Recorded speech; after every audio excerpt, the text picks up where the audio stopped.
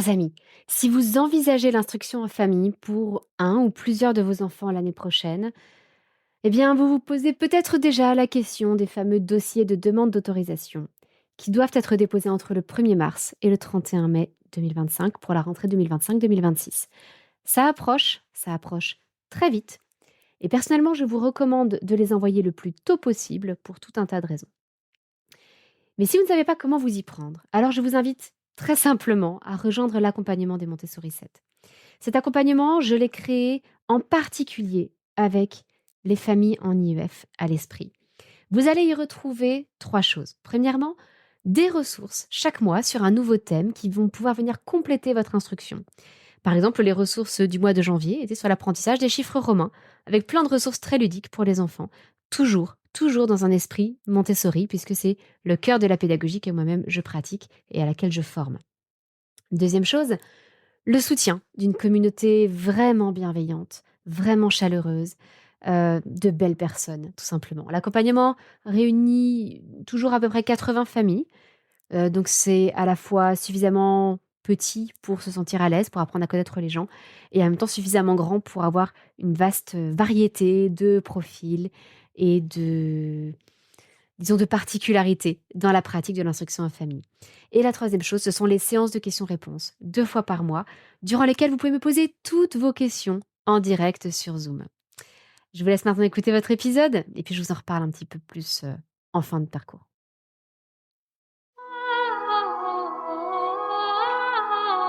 Bienvenue sur le podcast des Montessori 7, Montessori à la maison. Je suis Anne-Laure Schneider, formatrice Montessori et maman de 5 enfants instruits en famille. Ma mission, c'est d'aider les parents, les assistantes maternelles, bref, tous ceux que dans notre communauté nous appelons des souricettes, à mettre en pratique la philosophie Montessori chez eux, avec leurs enfants ou les enfants qu'ils gardent. Dans ce podcast, nous parlerons donc de pédagogie Montessori, mais aussi de discipline positive, d'instruction en famille, ce que l'on appelle aussi l'école à la maison, de co-schooling et de bien d'autres choses encore. Je vais vous parler dans le dernier épisode de la meilleure méthode pour apprendre une langue étrangère. Alors en effet, sachez qu'il existe très peu, contrairement à ce qu'on pourrait penser, très peu d'études sur les meilleures méthodes d'apprentissage des langues et très peu de méthodes vraiment fondées sur la preuve. Mais une technique, se détacher tout de même du lot et reposer sur des études scientifiques, utiliser ce qu'on appelle une langue propédeutique. Donc tout ça, je vous en ai parlé dans le podcast précédent et je vous y renvoie pour en savoir plus sur l'intérêt d'utiliser par exemple l'espéranto ou le latin comme langue propédeutique avant d'apprendre d'autres langues. Mais aujourd'hui, je voudrais vous présenter un petit peu plus en détail ce que propose la pédagogie Montessori pour apprendre une langue étrangère. Et comment, à partir de là, on peut faire encore mieux en utilisant un outil bien connu de certains professeurs classiques, même de l'éducation nationale, en le retravaillant pour l'appliquer aux langues étrangères. Et cet outil, c'est la boîte à mots. Alors, je vous parlerai aussi de mon application préférée, qui en plus est gratuite, ça tombe bien, pour apprendre de nouvelles langues ou se perfectionner dans une langue que l'on connaît déjà. Mais avant de poursuivre, vous avez peut-être remarqué qu'il y a eu une pause de 2 semaines dans ce podcast, tout simplement parce que j'ai beaucoup de choses à gérer en ce moment et que ma priorité, évidemment, c'est de répondre aux questions de mes stagiaires, des personnes de l'accompagnement, des familles que j'accompagne. Et donc forcément, s'il y a une chose qui devait passer à la trappe, c'était plutôt le podcast. Donc pendant 2 semaines, je n'ai pas réussi à enregistrer des épisodes.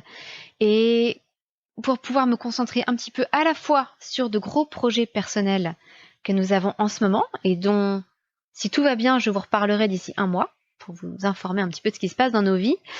Et en même temps, pour pouvoir me concentrer aussi sur la création de formation, le fait de filmer des vidéos de formation pour les stagiaires qui me suivent, eh bien, pendant les semaines qui suivent, parfois vous aurez des épisodes nouveaux comme celui-ci, mais il est possible aussi que vous ayez des rediffusions d'épisodes. Bon, il faut dire qu'on en est au 122e épisode. Je suis persuadée qu'il y en a que vous n'avez pas encore écouté. Et même si vous les avez déjà écoutés, il est probable que vous ayez déjà oublié ce dont je parlais il y a déjà plusieurs années. Donc, sans scrupule, je vais rediffuser certains épisodes. Moi-même, ça m'arrive régulièrement lorsque je suis confrontée à un sujet, que je recherche des informations, par exemple, à quoi est-ce qu'on pourrait abonner nos enfants pour l'année qui vient, et que je manque d'idées, je me dis « Ah, mais c'est vrai, j'ai écrit un article sur le sujet, ou j'ai enregistré un podcast sur le sujet. » Et je sais qu'à chaque fois que je le fais, je vais loin dans mes recherches, je vais en profondeur. Et donc, je relis moi-même mes propres articles ou je réécoute mes propres podcasts pour profiter de mes propres conseils, parce qu'on oublie des choses.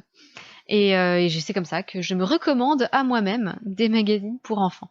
Donc c'est assez amusant. Et je suis sûre que vous aussi, vous aurez des choses à tirer à nouveau de ces épisodes en rediffusion. Alors revenons-en un petit peu aux langues étrangères. Apprendre une langue, qu'est-ce que c'est ? Pour apprendre une langue, évidemment, il faut apprendre du vocabulaire. Il faut apprendre les mots de l'autre langue. Mais ça ne suffit pas. C'est-à-dire qu'avec seulement du vocabulaire, on va parler, un peu comme on le disait, parler petit nègre. Moi, parler anglais, vouloir poulet, ou bus, etc. On peut se faire comprendre, mais bon, on n'ira pas jusqu'à dire qu'on parle la langue étrangère.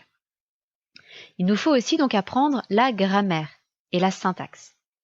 Et puis, nous allons devoir apprendre des expressions du quotidien, des choses qui ne se traduisent pas naturellement entre notre langue et la langue que l'on cherche à étudier.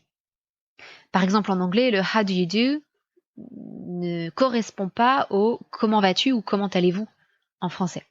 Donc il faut apprendre par cœur ces tournures qui sont spécifiques aux différentes langues. Et c'est comme le « you're welcome » qui veut dire de rien, mais qui littéralement signifie « vous êtes le bienvenu ». Bon. Donc ça, c'est ce que nous avons à apprendre dans une langue étrangère. Ce qu'il faut se poser comme question avant de démarrer un apprentissage, c'est quel est notre objectif. Souhaite-t-on apprendre une langue pour le travail, parce qu'on a besoin de travailler avec des gens qui parlent cette autre langue? Est-ce que c'est pour le tourisme? Est-ce que c'est pour échanger au quotidien avec quelqu'un que l'on connaît? Pourquoi pas une jeune fille au pair, ou simplement une famille qui vient d'un autre pays et qui habite près de chez nous? Est-ce que c'est pour se documenter en lisant des sources dans cette autre langue? D'autant plus qu'il y a souvent on parle de l'anglais, mais il y a certains domaines où une autre langue fait référence. Par exemple, j'ai un mari qui fait des études d'histoire. Eh bien, je peux vous dire que en archéologie et en histoire antique, eh bien, c'est l'allemand qui fait référence. Ils ont beaucoup développé ce domaine de recherche en Allemagne, et donc la plupart des ressources, des articles, des livres sont écrits en allemand, et on ne peut pas, ou presque pas, faire de la recherche dans ce domaine sans parler allemand. Ou en tout cas sans lire l'allemand. Est-ce que c'est pour lire des livres étrangers ou regarder des films en VO? En ce qui me concerne, par exemple, je suis en train là d'apprendre l'italien parce que je vais accompagner mes 2 aînés à un pèlerinage fin août, à Rome. C'est une occasion un petit peu exceptionnelle et je vais accompagner tout un groupe d'enfants, donc je voudrais pouvoir parler quelques phrases d'italien. Mais j'apprécie aussi, du coup, d'apprendre l'italien pour mieux comprendre, parce que j'aime beaucoup le chant lyrique quand je chante des airs d'opéra. Parce que là, beaucoup d'airs d'opéra sont écrits en italien. C'est bien aussi en allemand, en français, mais vous en avez beaucoup en italien. Donc ça m'a toujours intéressée, j'avais déjà quelques petites bases d'italien parce que j'avais cherché à comprendre ce que je chantais. Pourquoi est-ce si important de connaître votre objectif? Eh bien, tout simplement parce que ce n'est pas la même langue que vous allez apprendre. Pour vous donner un exemple, en allemand, je suis capable de dire certaines choses ou de comprendre certaines choses complexes, comme par exemple die Umwelt schützen, protéger l'environnement, ou même un mot comme Krieg den Verweigerer, qui veut dire objecteur de conscience. Alors, objecteur de conscience, ce n'est déjà pas un mot qu'on rencontre très souvent en français, mais alors en allemand, à part pour briller dans les salons, ça n'a pas beaucoup d'utilité. Eh bien, j'ai beau connaître ce vocabulaire-là, je suis absolument incapable de demander mon chemin en Allemagne. Tout simplement parce que l'allemand que j'ai appris, essentiellement en fin de collège et au lycée, était principalement un allemand journalistique. On nous faisait lire des articles et faire des commentaires sur ces articles de journaux. Donc forcément, l'allemand courant, l'allemand de tous les jours, je ne le connais que très peu. De même, j'ai réalisé assez tardivement, j'étais déjà jeune adulte, que j'avais un excellent niveau d'anglais, que je me considérais comme quasiment bilingue, que j'avais même travaillé comme lectrice de français à Cambridge, et que malgré cela, je ne savais pas dire biberon en anglais. Et donc, à l'époque où j'ai eu mes premiers enfants, j'ai réalisé que le vocabulaire autour de la maternité, autour des enfants, des bébés, je ne le connaissais pas. Un biberon, une poussette, c'était des mots que j'aurais pu comprendre peut-être si je les avais lus dans un livre, mais je n'étais pas capable de les retrouver comme ça s'il avait fallu que je les utilise au quotidien. Tout simplement parce que c'est un vocabulaire que je n'ai jamais utilisé dans mes études et que j'ai très peu lu dans des livres de fiction, des romans littéraires, etc. puisque on parle peu de biberon ou de poussette, en tout cas dans les grands classiques. C'est pas tellement le cas dans Jane Austen, par exemple. Donc il va être très important de savoir dans quel objectif vous voulez apprendre une langue étrangère et dans quel objectif vous souhaitez enseigner une langue étrangère à vos enfants. À partir de là, vous allez pouvoir choisir ce qui vous convient le mieux comme méthode. Mais un point sur lequel je voudrais pouvoir vous aider aujourd'hui, c'est celui du vocabulaire. Au niveau du vocabulaire, la pédagogie Montessori a des propositions existantes pour apprendre évidemment le vocabulaire de notre langue maternelle, mais aussi du vocabulaire en langue étrangère. L'une des premières étapes, évidemment, va être d'entendre les sons de la langue étrangère, d'apprendre par exemple des chansons, des comptines, des petites choses comme ça, qui vont permettre une première immersion dans les sonorités de la langue. Ensuite, ce qui est principalement proposé, ce sont des leçons en 3 temps, avec des objets réels, puis avec des images, à l'oral, puis à l'écrit. Une leçon en 3 temps, je ne vais pas vous en donner tout le déroulé parce que ça demande un petit peu de précision, mais pour faire simple, le premier temps de la leçon en 3 temps consiste à donner le nom de différents objets, par exemple pomme, poire, banane, en montrant respectivement une pomme, une poire et une banane. Le deuxième temps va consister à demander à l'enfant de nous montrer l'objet quand nous disons le mot. Peux-tu me montrer pomme? Peux-tu me montrer poire? Peux-tu me montrer banane? Peux-tu me montrer poire? Etc. Et le troisième temps, donc il y a des sous-étapes, mais encore une fois, je simplifie. Le troisième temps va consister à demander à l'enfant le nom de chaque objet qu'on va lui montrer. Qu'est-ce que c'est? Pomme. Qu'est-ce que c'est? Poire. Qu'est-ce que c'est? Banane. Cette leçon en 3 temps, elle est remarquablement efficace. C'est une efficacité redoutable. Pourquoi? Parce qu'on fait travailler à l'enfant le lien entre l'objet réel et le mot, dans ce sens-là, mais également entre le mot et l'objet réel. On fait travailler la connexion neuronale dans les 2 sens. Parce que, imaginez votre cerveau, les neurones ne sont pas seulement des fils, ce sont comme des routes à sens unique. Il vous faut un neurone pour aller de l'objet vers le mot, de l'image de l'objet vers le mot, et une autre route, un autre neurone pour aller du mot vers l'image de l'objet. Et donc, là, dans notre cerveau, lorsqu'on apprend une langue étrangère, il va falloir créer des liens entre le mot français, le mot, mettons anglais, pour simplifier, d'une langue étrangère, donc le mot français, le mot anglais, l'image de l'objet, et ces connexions-là dans tous les sens. Et par ailleurs, pour le mot français et le mot anglais, vous allez avoir la prononciation de ce mot et l'écriture de ce mot. Donc on a au total 5 éléments. La représentation de l'objet, le nom en français à l'oral, le nom en français à l'écrit, le nom en anglais à l'oral, le nom en anglais à l'écrit. Et il nous faut des connexions dans les 2 sens entre ces 5 éléments. Donc vous voyez que pour un mot de vocabulaire, c'est toute une toile de neurones que l'on est en train de tisser dans notre cerveau. Et donc pour cela, la leçon en 3 temps est formidable. Alors on peut la faire sous différentes formes, c'est quelque chose que j'explique aussi dans l'accompagnement Montessori que je propose. J'explique comment on peut travailler le vocabulaire dans tous ses sens. Et puis donc on le fait avec des objets réels, avec des images, et puis on va le faire à l'oral et on va le faire à l'écrit avec des billets de lecture. Donc ça fonctionne très bien. c'est excellent au niveau neuronal. Le seul problème, c'est que c'est profondément rébarbatif. Je vais être honnête, les leçons en 3 temps, si on ne les rend pas un tout petit peu vivantes, les enfants saturent très vite. Parce qu'on utilise des leçons en 3 temps tout le temps dans la pédagogie Montessori. On apprend sans arrêt de nouveaux mots, du nouveau vocabulaire, et pas seulement dans les langues étrangères, en français aussi. On va apprendre le vocabulaire de la géographie, de la géométrie, de la biologie. Tout, on va le travailler avec des leçons en 3 temps. Même dizaines, centaines, milliers, on va le travailler avec une leçon en 3 temps. Donc vous imaginez à quel point l'enfant peut vite saturer. C'est pour ça que je vous propose un autre outil qui s'appuie sur ce concept de leçon en 3 temps. En fait, je vous propose 2 outils pour être exact. Un outil concret et un outil technologique, une application que j'aime énormément. Le premier de ces outils, c'est la boîte à mots.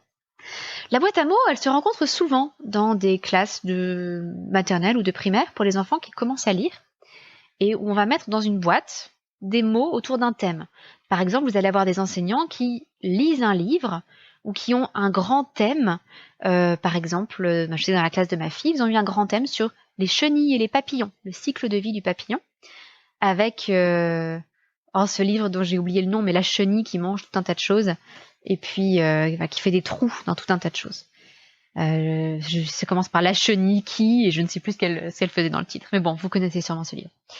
Eh bien, au fur et à mesure qu'ils apprenaient des choses sur les chenilles et les papillons, les grands élèves de grande section avaient des boîtes à mots où il y avait des mots comme chrysalide, papillon, chenille, troène, parce qu'elles mangeaient des feuilles de troène.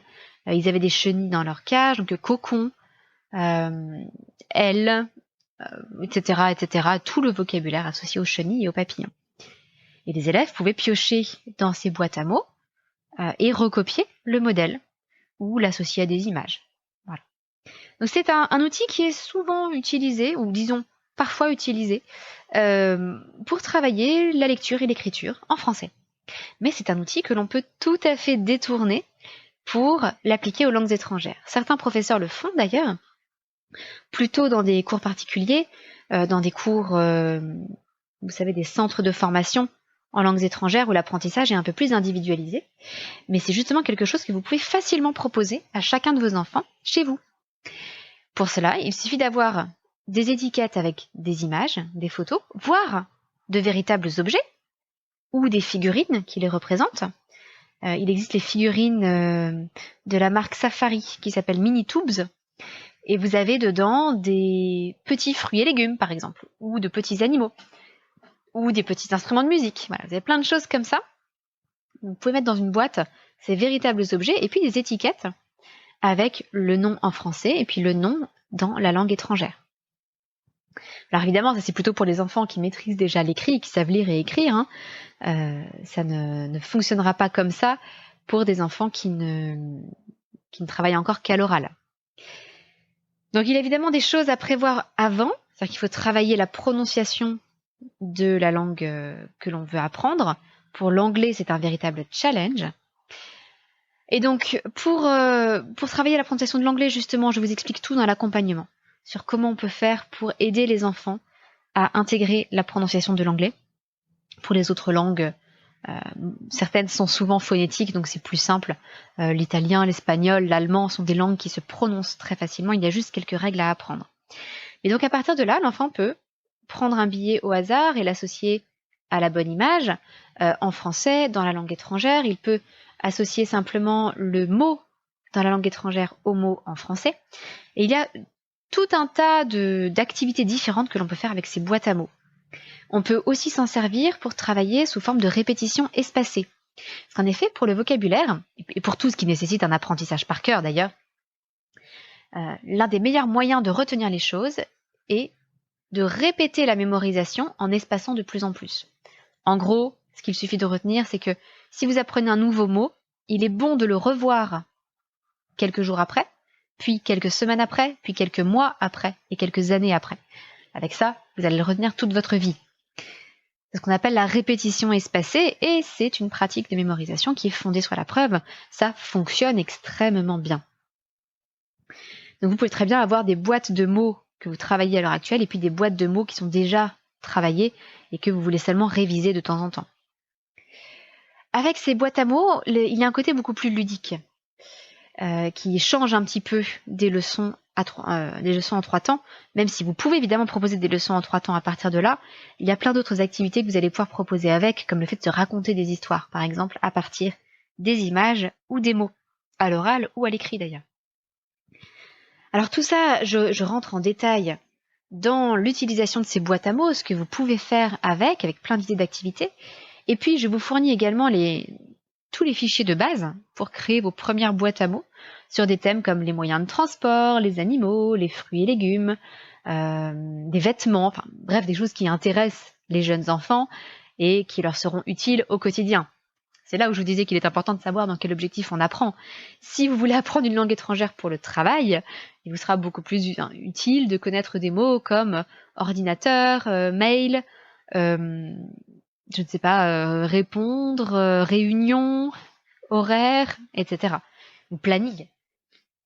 Donc là, je me place vraiment dans l'apprentissage d'une langue pour la vie quotidienne pour 2 jeunes enfants. Et donc, si jamais ça vous intéresse et que vous avez envie de créer vos propres boîtes à mots, eh bien, je vous propose de rejoindre l'accompagnement. L'accompagnement des Montessori 7, c'est une communauté sur abonnement mensuel. Vous pouvez vous y inscrire et vous en désinscrire à tout moment. C'est sans engagement. Je sais pas, comme France Loisirs ou des choses comme ça. C'est totalement libre, donc vous pouvez très bien vous y inscrire parce qu'il y a un thème qui vous intéresse et puis vous désinscrire le mois suivant. Et dans cet accompagnement, chaque mois, nous abordons un nouveau thème. Et justement, le mois de mai était consacré à l'apprentissage des langues étrangères. Donc vous allez trouver des nouvelles ressources spécifiquement sur l'apprentissage des langues étrangères dans l'accompagnement. Derrière, ça vous donne d'autres avantages, à savoir au moins 2 séances de questions-réponses par mois, en direct avec moi. On peut échanger par Zoom et vous pouvez me poser toutes vos questions de parentalité ou d'instruction autour de la pédagogie Montessori. Ça vous permet aussi de pratiquer des recherches de solutions entre parents pour tous vos problèmes de parentalité, d'avoir un groupe Facebook pour se soutenir mutuellement, etc., etc. Et j'ai vu de belles amitiés se créer dans ce groupe dont je suis extrêmement fière et extrêmement heureuse. Voilà. L'autre gros avantage aussi, c'est que tous les membres de l'accompagnement bénéficient d'une réduction de 25% sur toutes mes formations longues. Donc c'est souvent intéressant, ça permet en fait d'avoir le soutien dont on a besoin pendant qu'on suit une formation. Donc je le recommande vraiment à tous ceux qui veulent suivre une formation, c'est de s'inscrire à l'accompagnement en parallèle. En plus, ça vous donne une réduction sur la formation longue, donc c'est particulièrement intéressant. Et je vous avais promis que je vous parlerai également d'une application. Alors je n'ai pas de contrat, de partenariat rémunéré ou quoi que ce soit avec cette application, mais je l'utilise depuis des années avec nos enfants. Mon mari l'utilise aussi et je l'aime énormément. Il s'agit de Duolingo. Alors vous en avez d'autres des applications d'apprentissage des langues comme Babel qui fonctionnent de façon assez similaire. L'avantage c'est que Duolingo peut s'utiliser gratuitement, sans publicité, avec simplement une limite de vie. Je me demande s'il n'y a pas des pages de publicité de temps en temps. En ce moment on n'en a pas nous, mais ça, il arrive peut-être qu'il y ait des pages de publicité, mais si, je crois qu'il y a des pages de publicité, excusez-moi. Mais je vous avoue que ça m'a toujours si peu dérangé, parce qu'il suffit d'appuyer sur la petite croix en haut à droite et on la voit disparaître, la publicité. Donc c'est quand même peu gênant pour une application qui, par ailleurs, est formidable. Mon mari l'a utilisé, par exemple, lorsque dans ses études, il a dû reprendre le latin ou l'allemand. Moi, je l'ai utilisé pour apprendre l'espéranto et puis pour apprendre des langues que j'avais envie d'apprendre, comme l'italien, quelques bases de coréen, des choses comme ça. Et mes enfants l'utilisent pour l'espéranto et l'anglais. Donc on l'a vraiment, vraiment beaucoup utilisé. Et ce qui est formidable, c'est qu'en fait, ça va travailler, tout comme les leçons en 3 temps, toutes les connexions neuronales que vous avez besoin d'établir entre un mot en français, un mot, l'équivalent en anglais, à l'oral, à l'écrit, dans les 2 cas, et avec une image, une représentation, ou des phrases à trous à compléter avec le bon mot, etc., etc. C'est remarquable pour travailler et mémoriser les langues. Et il y a toute une intelligence artificielle derrière qui vous repropose les phrases sur lesquelles vous vous êtes trompé et qui va vous faire redémarrer une leçon par les phrases que vous aviez manquées la fois précédente. Donc c'est extrêmement bien fait. Et ce que j'apprécie particulièrement pour les familles qui pratiquent l'instruction en famille ou le co-schooling, c'est que vous pouvez créer une classe Duolingo. Et c'est ce que j'ai fait pour nos 3 aînés. J'ai donc une classe d'espéranto avec mes 3 petits élèves et une classe d'anglais avec mes 3 petits élèves. Et ils ont donc chacun leur compte, mais je suis leur progrès, je peux suivre le travail qu'ils font chacun de leur côté dans chacune de ces 2 langues. Je peux aussi, alors je ne le fais pas en ce moment, mais je l'ai fait un moment, leur donner des devoirs, c'est-à-dire leur demander de travailler tant de leçons ou d'acquérir tant de points d'expérience sur la semaine et leur fixer donc un objectif de travail et ensuite voir à la fin de la semaine s'ils l'ont accompli ou pas. Et je trouve que c'est formidable de pouvoir ainsi coordonner un petit peu les comptes de toute la famille et voir les progrès de chacun. Donc vraiment, c'est une excellente solution si vous voulez pratiquer l'école à la maison. Petite précision, donc ça c'était pour le vocabulaire. Évidemment, avec Duolingo, on n'apprend pas seulement le vocabulaire, on apprend aussi la grammaire et la syntaxe. Mais la façon d'apprendre, c'est un petit peu comme la méthode Assimil, c'est-à-dire que on apprend en voyant des exemples de phrases et à nous de nous poser des questions et de nous dire « Ah, alors là, j'apprends l'italien. Certains mots masculins ont pour article un. D'autres mots ont uno.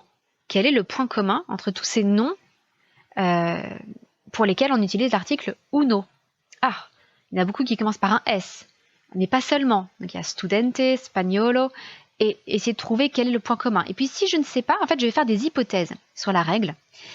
Et ensuite, pour compléter Duolingo, parce que je trouve que c'est ce qui manque un petit peu, eh bien, je vais aller chercher sur Internet article indéfini italien. Et je vais découvrir la règle complète. Mais je vais d'autant mieux la retenir que j'y ai réfléchi par avant, que j'ai essayé de trouver la règle par moi-même. Et ça, c'est profondément montessorien comme façon de faire. Donc, je vais être très franche, vous ne réussirez pas complètement à apprendre une langue étrangère avec seulement une application comme Duolingo. Mais si vous avez une Duolingo et une grammaire à côté, ou simplement Internet, parce qu'aujourd'hui on trouve toutes les règles de grammaire de toutes les langues sur Internet, eh bien vous pouvez vous faire aussi votre propre petit fichier avec les règles, par exemple, quand est-ce qu'on utilise un, quand est-ce qu'on utilise uno, quel est le pluriel de ces articles, etc. en italien. C'est ce que je fais personnellement. Et avec ces 2 outils, vous pouvez totalement apprendre une langue étrangère à l'écrit et à l'oral, du moins en ce qui concerne la langue, je dirais, touristique ou de la vie quotidienne. Évidemment, encore une fois, si vous voulez travailler, si vous voulez vous documenter dans un domaine spécifique, je parlais de l'histoire antique ou de l'archéologie tout à l'heure, il y a un vocabulaire spécifique qui va avec. Là, évidemment, il faudra pratiquer autrement. Mais c'est une excellente, excellente façon d'apprendre et que je vous recommande chaleureusement. Alors, je vous mettrai dans les notes de cet épisode mon lien de parrainage pour Duolingo. En fait, tout ce que ça fait, c'est que ça me donne accès à Duolingo Plus pendant quelques semaines, je ne sais même pas combien de temps ça dure. Voilà, il y a quelques avantages en plus. Mais en fait, très honnêtement, ça fait des années qu'on utilise Duolingo dans son mode gratuit à 5. Donc, nous sommes 5 à la maison à l'utiliser. Je l'ai même recommandé à ma propre mère qui était nulle en anglais et qui avait envie de progresser et qui a considérablement progressé en anglais avec Duolingo, parce qu'elle pratique tous les jours. Il y a des incitations qui sont très ludiques, qui donnent envie de travailler régulièrement, et ça c'est la clé pour apprendre une langue, évidemment, c'est de travailler autant que possible un petit peu tous les jours, ou au moins plusieurs fois dans la semaine. Voilà. Et donc, vous voyez, c'est vraiment une recommandation qui vient du cœur. C'est une application qui fonctionne extrêmement bien, et pour une application gratuite, c'est assez exceptionnel dans le monde des applications aujourd'hui. Alors voilà, j'espère vous avoir fait découvrir quelques nouveaux outils, les leçons en 3 temps Montessori, les boîtes à mots, l'application Duolingo. N'oubliez pas que si vous voulez en savoir plus, je vous invite chaleureusement à rejoindre l'accompagnement des Montessori 7. Tous les liens sont dans les notes de cet épisode. Et puis nous serions ravis de vous accueillir dans cette communauté un peu plus réduite et où l'ambiance est extrêmement, extrêmement sympathique et chaleureuse. C'est tout pour cette semaine. Je vous souhaite une excellente journée et je vous dis à très bientôt, quelque part au milieu des rediffusions qui vont avoir lieu dans les semaines à venir. À bientôt, votre petite sourisette, Anne-La.